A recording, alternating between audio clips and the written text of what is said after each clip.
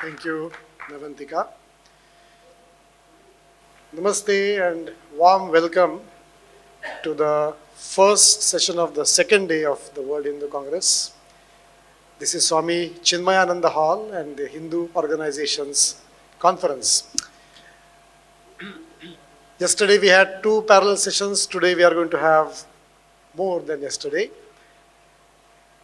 Since yesterday we have been hearing about how our dharma, our culture, our spiritual traditions, how we need to reach out, how we need to spread, how we need to expand. And this panel is exactly about it. Some of the sessions we spoke about the challenges that our society faces, but this particular panel, the session, is about what is our inherent strength through which we can reach out, and we will hear about some success stories. These success stories are something that actually make us really feel very proud. When we hear about Swami Vivekananda going to the West, when Bharat was under the British rule, and through his speech, through his teachings of Vedanta, he could win the hearts in the West and made disciples and started the Vedanta societies. Whether it is later on many Swamijis who went, many Yogacharyas who went, whether it is Maharshi Mahesh Yogi, whether it is Srila Prabhupada, and now even so many spiritual leaders who go, the amount of eagerness, interest that is there worldwide is mind-boggling. Because our philosophy, our dharma, our spiritual traditions, the vast knowledge base, and the depth of spirituality, the world is hungry for it. If we reach out with our spiritual practices and traditions, definitely there are people who are thirsty for it.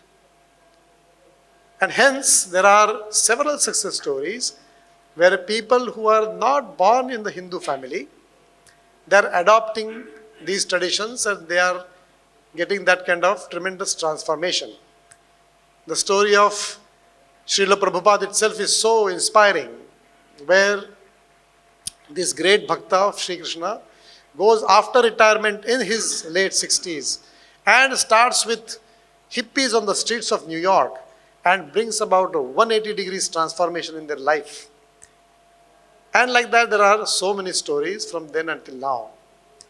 I think that is our inherent strength, because our philosophy is universal. It is for entire humanity and for human being in totality, not this aspect or that aspect of human personality. Whether it is through bhakti, whether it is through jnana traditions, whether it is through seva, we can reach out and we can add value to human life. Now these great personalities have done it, but how can everybody, the entire Hindu society and anybody who practices it, how can we do it? What are the ways to reach out? How can we really reach out to those who have not been exposed to these ideas, those who have no clue about these traditions and practices? How can we reach out to them? What are the practical ways of doing it? Today's panel, all the three speakers are well experienced in exactly this.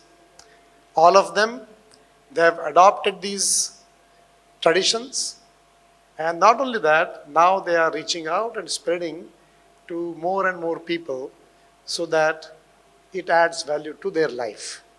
It is not about conversion, it's about transformation. It is about understanding our true self and to be or get the consciousness level higher, more Godwardly. And hence, we would like to learn from our esteemed panelists today how they have done it. how they have reached out to those who have no clue. Although I would like to say from my own experience that wherever you go around the world, you will find people, common people.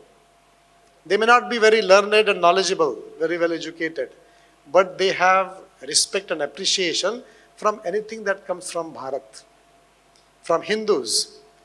I always tell this one example which I will quote and then I will introduce this first speaker.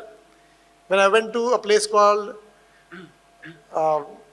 Guatemala in the city, country of Guatemala, a small city, and there we had a conference and all of us, we were in the Bharatiya Vesh dress and we went out on the streets there.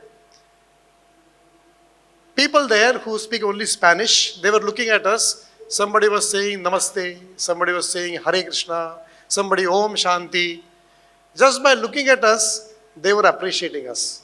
A man who was sitting in front of a shop shirtless, and he was sitting and he's saying something in Spanish. I thought because look, we were foreigners in that country, he's maybe making fun of us, saying something funny about us. So I asked, what is he saying in Spanish? So he says that 1,000 respects to India, he was saying in Spanish. So like that, that is the kind of, that is the kind of respect and appreciation people around the world have about us. So now let us go directly to the panel and we would like to hear from all of them about how they have reached to people and made difference in their lives. What we have today is geographically, all of them have worked in different parts of the world.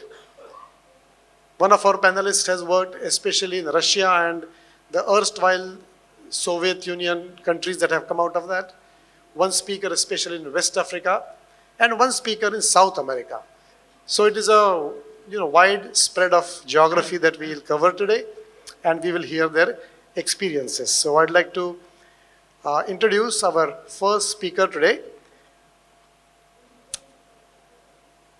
Bhakti Vijnana Goswami is a Hindu sannyasi, guru and a leader in the ISKCON movement.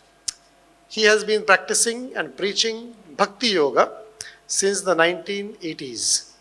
He has been leader of ISKCON, that's International Society for Krishna Consciousness, communities in Russia and other former Soviet Union countries for over 2 decades. He annually travels to Bharat and several other countries, introducing people to the science of Bhakti Yoga. Before joining the monastic order, Bhakti Vijnana Goswami was a chemical sciences scholar with a PhD in molecular biology. Bhakti Vijnana Goswami has written books in Russian on the Bhagavad Gita, spiritual transformation, the structure and philosophy of religious systems, and healing nature of prayer. So without further ado, I would like to call upon Bhakti Vijnana Goswami to make his presentation. Thank you.